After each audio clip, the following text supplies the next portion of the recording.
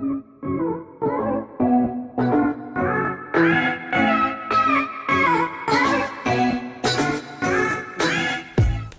yang sangat pemaaf, orang yang sangat mulia, orang yang selalu mengesankan kebaikan walaupun dalam konteks merespon satu hal yang menyakitkan. Beliau pernah disakiti dengan lemparan batu di Taif, seperti tadi sempat saya sampaikan. Beliau banyak dicela, disebut tukang sihir, disebut tukang syair, disebut orang gila, sampai banyak turun pembelaan langsung dari Allah Subhanahu wa taala melalui ayat-ayat Al-Qur'an. Tapi secara pribadi, beliau tidak pernah kemudian membalas, merespon kepada para pencelaannya dengan respon yang kasar. Namun di kasus ini, beliau langsung berdoa kepada Allah untuk mengirimkan satu balasan langsung kepada orang yang menyakiti beliau pada saat itu. Dan yang paling menarik digarisbawahi, jangan kita lupakan bahwa yang disakiti pada saat itu bukan hanya fisik pribadi Nabi, tapi ada keterkaitan dengan belahan jiwa Rasulullah SAW, yaitu putri Rasulullah SAW, yaitu keturunan Rasulullah SAW. Jadi ternyata ada sementara ulama yang membaca peristiwa ini dengan satu pandangan yang sangat luas, dengan berkata bahwa Nabi SAW akan begitu peka dengan belahan jiwanya, akan begitu peka dengan keturunan dan keluarga besarnya. Jadi ketika ada yang menyakiti pribadi Nabi, Nabi bisa menahan. Nabi bahkan bisa mendoakan, ya, dengan hal-hal yang baik yang ia bisa kembali kepada nilai-nilai kebaikan jika orang itu berniat untuk berubah. Tapi ketika yang tersinggung, ya, dari sisi Nabi adalah terkait dengan putrinya, terkait dengan keturunannya, dan dilecehkan di hadapan Rasulullah SAW, maka muncullah nilai-nilai yang tadi telah kita dapatkan, respon yang tidak biasa. Sehingga dengan itu dapat terbaca ketika Allah Subhanahu wa taala menurunkan satu ayat di dalam surah Asy-Syura. Ya, surah Asy-Syura di ayat yang ke-23. Ya, seakan Allah mengetahui perasaan Nabi ini yang tidak ingin terganggu dengan keluarga besarnya. Ya, yang tidak ingin dinodai keturunan beliau sallallahu alaihi wasallam, sampai Allah menurunkan satu ayat yang tidak biasa. Ya, perhatikan bagaimana Allah menyampaikan di ayat ini, surah ke-42, surah Asy-Syura di ayat yang ke-23. Dzalikal ladzi yubashshirullahu ibadahu alladzina amanu wa 'amilus shalihat. Ini dibuka dengan kalimat demikianlah Allah memberikan kabar gembira bagi orang-orang yang beriman dan beramal soleh. Ini meneruskan pernyataan Allah di ayat ke-22-nya yang menjamin orang beriman beramal soleh ditempatkan di Raudhatul Jannah, di taman-taman surga. Ya, namun setelah itu perhatikan lanjutan ayatnya. Qul la as'alukum alaihi ajra.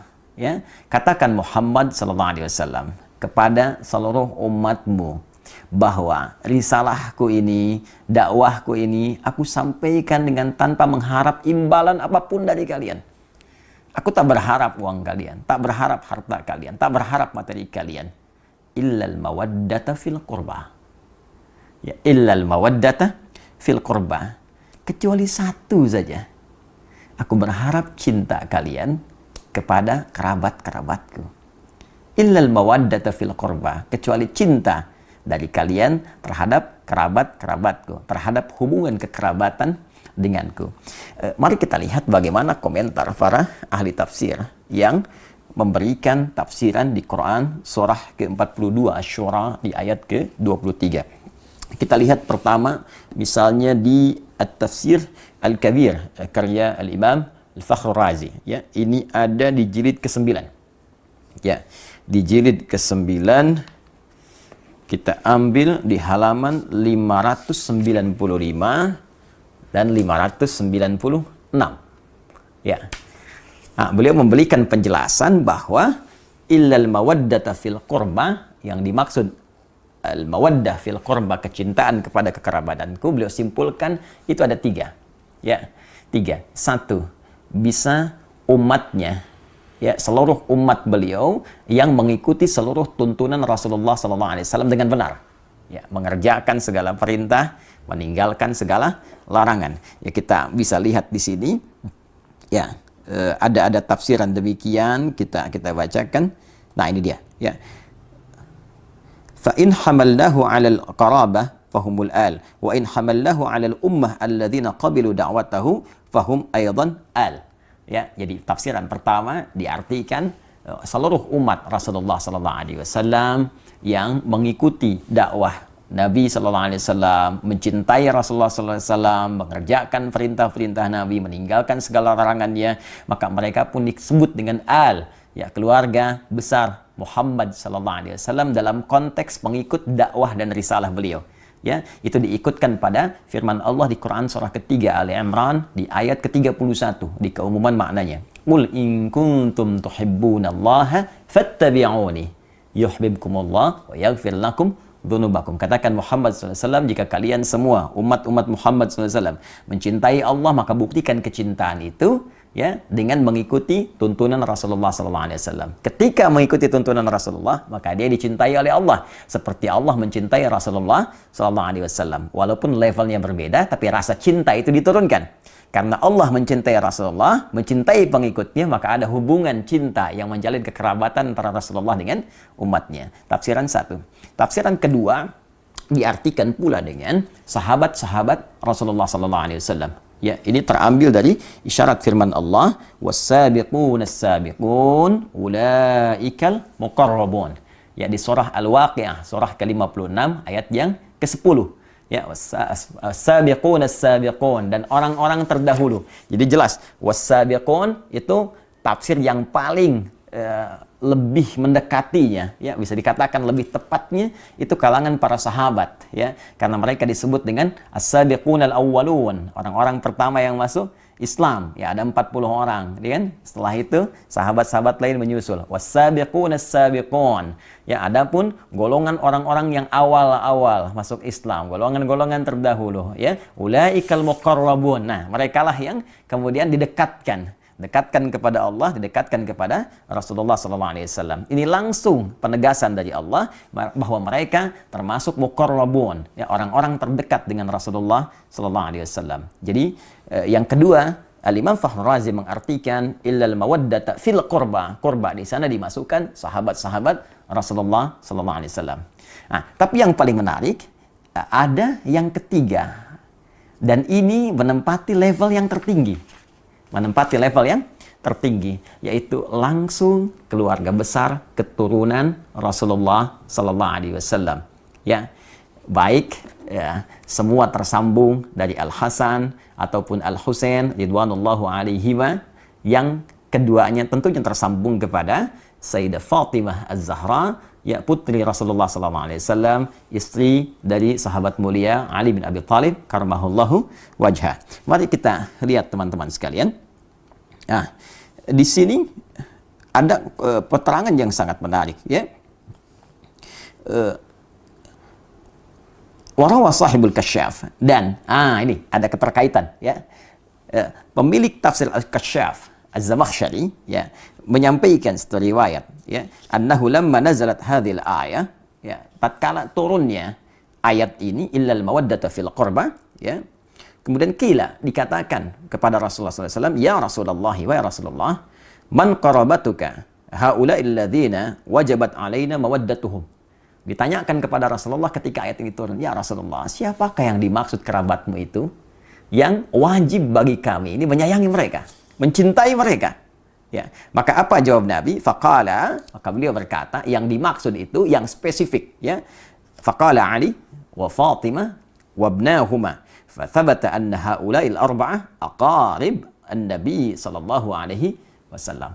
Ya, kata Nabi spesifik disebutkan, yang spesifik, ya, adalah Ali, Fatimah, dan putra dari keduanya. Dan tentunya ini mencakup keturunan-keturunan dari mereka. Jadi Nabi menempatkan keluarga besar beliau dalam konteks keturunan yang tersambung kepada beliau itu di level pertama di al-mawaddah al-qurba, yang langsung memberikan jawaban kepada sahabat yang bertanya, siapa di antara ini, ya, mawaddah fil qurba, di antara kurba yang bagi kami wajib mencintai mereka, bagi kami harus menyayangi mereka, tidak boleh menyakiti mereka. Ya, maka dijawab oleh Nabi, di antara mereka itu level tertingginya adalah langsung keturunan dari Nabi sallallahu alaihi wasallam melalui jalur Ali bin Abi Thalib, Fatimah Az-Zahra, Al-Hasan dan Al-Husain. Kemudian wa idza thabata hadza wajib an yakunu makhsusina bimazidit ta'zim wa yadullu alaihi wujuh. Maka Al-Imam Fakhr Razi ya mengomentari kalimat riwayat tadi mengatakan, maka dengan tetapnya keterangan ini yang tadi disampaikan dari jawaban Nabi sallallahu alaihi wasallam, maka mereka ya keturunan Nabi langsung dari Ali, Fatimah, Al-Hasan, Al-Husain ini harus menempati porsi tertinggi ya dari nilai kasih, cinta, perhatian, tak boleh disakiti dari 3 golongan yang tadi disebutkan. Ya, keluarga keturunan langsung dari Nabi, kemudian sahabat-sahabat Rasulullah, nggak boleh nyakiti sahabat-sahabat Nabi, nggak boleh mencela sahabat Nabi, menyayangi keluarga Nabi, keturunan Nabi, sangat diutamakan, bagus. Tapi saat bersamaan mencela sahabat Nabi, mencela Abu Bakar As-Siddiq, ya, mencela Umar bin Khattab, itu pun ditentang oleh Nabi. Ya, jadi menyayangi semua dzawil qurba yang terkait dengan Rasulullah, ya, baik itu umatnya level terbawah, kemudian naik ke atas sahabat-sahabatnya, dan yang paling utama adalah garis keturunan Rasulullah sallallahu alaihi wasallam. Bahkan ya Imam Fakhr Razi langsung mengomentari, ya, bahkan ini kita bisa dapati beberapa petunjuk kata beliau. Ya, di antara petunjuknya la syakka anna Nabiy sallallahu alaihi wasallam kana yuhibbu Fatimah alaihi salam. Qala sallallahu alaihi wasallam, Fatimatu bid'atun minni, ya, Fatimatu bid'atun minni. Yu'dhini ma yu'dhiha. Fatimah itu belahan diriku, belahan jiwaku, ya. Maka siapa yang menyakitinya, dia telah menyakitiku. Ya. Siapa yang menyakitinya, dia telah menyakitiku. Dan bukankah keturunan dari Fatimah Az-Zahra belahan dari jiwa beliau juga? Ya, bukankah Al-Hasan putra beliau, Al-Husain putra beliau, tentu itu belahan jiwanya. Dan keturunan dari Al-Hasan, keturunan dari Al-Husain, ya, para sayyid, syarif yang mendapatkan cinta, yang dicintai, itu keturunan ya langsung yang terurut nasabnya kepada Sayyidah Fatimah Az-Zahra. Dan ketika menjadi belahan jiwa Sayyidah Fatimah, maka menjadi belahan jiwa Rasulullah sallallahu alaihi wasallam. Ya. Ya, dan itu pun yang menjadikan bahwa ad-du'a lil al mansabun 'azimun. ولذلك جعل هذا الدعاء خاتمة التشهد في الصلاة وهو قوله اللهم صل على محمد وعلى آل محمد. Karena itulah saking tingginya derajat mencintai keluarga besar ini pada level yang pertama sampai dijadikan doa dalam tasyahud. Allahumma salli ala Muhammad wa ala ali Muhammad. Nah, yang ingin saya sampaikan saudara-saudariku bahwa ayat ini adalah ayat yang merespon bagaimana rasa cinta Nabi Shallallahu Alaihi Wasallam pada kerabat-kerabat beliau. Ya, baik itu umatnya yang mengikuti tuntunan beliau, sahabat-sahabat yang menyayangi, melindungi, menjaga beliau, apalagi keluarga besar yang tersambung langsung dengan Rasulullah SAW. Jadi bila kita punya keluarga saja kita jaga, kita sayangi, maka demikian Rasulullah menjaga, menyayangi keluarga besarnya, termasuk keturunan-keturunannya. Karena itulah di dalam bahasa Arab, orang yang dicintai disebut dengan mahbub, mahbubun. Ya, orang yang mencintai disebut dengan muhibbun. Kalau kita ingin satukan keduanya, mencintai dan dicintai, maka kalimatnya berubah menjadi habibun. Habib, orang yang dicintai. Ya, orang yang sekaligus mencintai. Maka seringkali ya keturunan-keturunan Rasulullah itu disebut dengan habib untuk memberikan kesan bahwa keturunan-keturunan Nabi mesti menjaga nilai mawaddah yang diturunkan langsung oleh Rasulullah dengan banyak melahirkan cinta kasih pada sesama, baik dalam bentuk amar ma'ruf ataupun nahi mungkar. Dan saat yang bersamaan ada isyarat kepada kita untuk mencintai mereka, tidak menyakiti mereka, karena menyakiti mereka adalah juga menyakiti langsung kepada Rasulullah SAW. Dengan ini saya bermohon kepada Allah, semoga Allah senantiasa memuliakan kita semua, memuliakan para sahabat-sahabat Nabi, dan terkhusus memuliakan, mencintai, dan menjaga seluruh keluarga besar Rasulullah SAW sampai dengan keturunannya di masa kini ataupun di masa yang akan datang. Saya pun memohon maaf jika dalam setiap tutur perilaku ada tindakan-tindakan yang boleh jadi menyakiti keluarga besar Rasulullah SAW, dan semoga maaf Anda kasih sayang Anda menjadikan peluang yang terbuka bagi saya untuk berjumpa dengan Rasulullah SAW dalam keadaan yang gembira bersama Anda semua dalam naungan ridha Allah Subhanahu wa taala.